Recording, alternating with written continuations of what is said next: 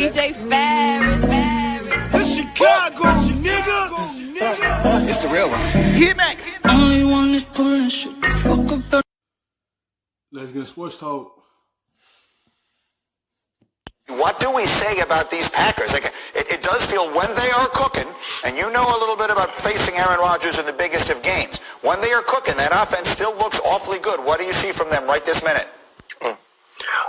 Absolutely. Listen, when they're cooking and when Aaron Rodgers has a clean pocket like he had last night, not hit on any of his drop backs, he's going to go crazy on you, and that's what we saw. We saw him pinpoint accurate down the field. There were actually some drops by Devontae Adams that could have made this even worse than it seemed on the scoreboard. But I'm not going to rush and say that the Green Bay Packers are that team because we know the formula. We saw what the Colts could do with the run game and a little bit of pressure. We saw what the Minnesota Vikings were able to do with the run game and a little bit of pressure in the second half. And obviously we know what Tampa Bay did to this team. Let's not forget, this team was 13-3 last year. And yes, it looks different. Aaron Rodgers is better. Matt LaFleur is doing better as a play caller. There seems to be more chemistry there. But everything has to hit right for this team to be at their best. And so we'll watch this team continue to go farther because we can't look at a game against the Chicago Bears.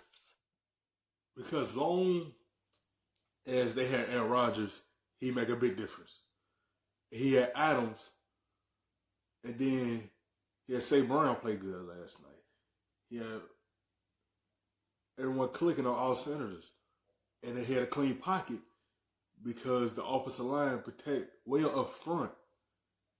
So once he had a clean pocket, he could dissect the defense and it's shredding the pieces. And you seen that last night at his performance. Because that's a good defense, but the offensive line played better than a front four. Bears, which are bears that are rolling around in skunk stink, to think that the Green Bay Packers have arrived. Let's watch this happen throughout the end of the season and see if they can start to stop the run, because that's what it's going to take for this team to be as good as they can possibly be.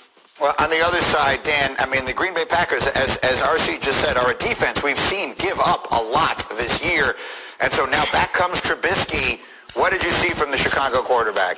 I mean, he looked like a guy that hadn't played in a long time. He also looked like a guy that was out there trying to prove I should have never been sat and I should have continued to be our starting quarterback. Listen, this needs a complete reboot. I've been to somebody that, said... Yeah, it's time to cut it. It's time to cut it because you're not going to have this defense for so long. Like, you had a good defense that could help you go deep in the playoffs, but their offense stinks. It's their quarterback play. That's what's their biggest hole right here. That's what holding this team back. They haven't got any good performance at that position. Every team need a quarterback to take that next jump. And the Bears don't have it. They've been trying to look for it, and it ain't happening. They thought Mr.Reaction was the reason. They thought after that little season he had, the year they went to the playoffs, they thought he was going to take that another jump. But he took a step back, and they benched him. They thought Nick Foles was going to be the answer, and he ain't do nothing but stinking up too. He ain't do nothing but not move the football for them as well. That's the part they missing. It's the quarterback play.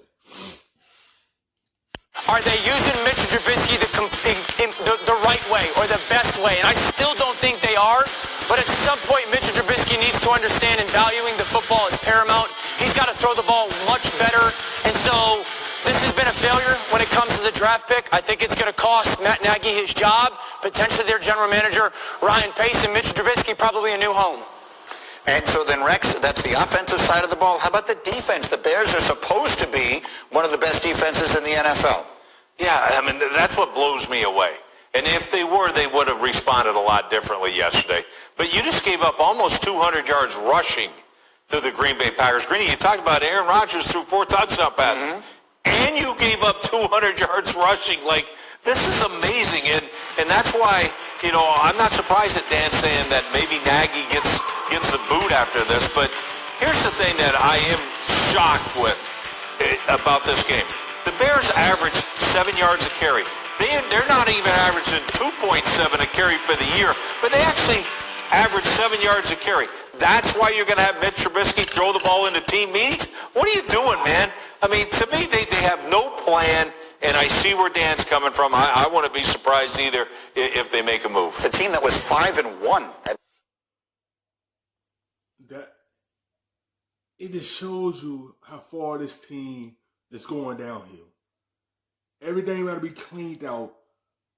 New coaches gonna be in there. New GM gonna be in there, because they had to evaluate this team to get better. Because it seemed like they checked out. It says these players are checked out. It seems like they is not there, and you can see it on the field how they playing. It's like then Ken Hicks is a run stopper, so they missed that part as well, and the Packers didn't know and took advantage of it. Seems like a very long time ago they have lost 5 consecutive games since.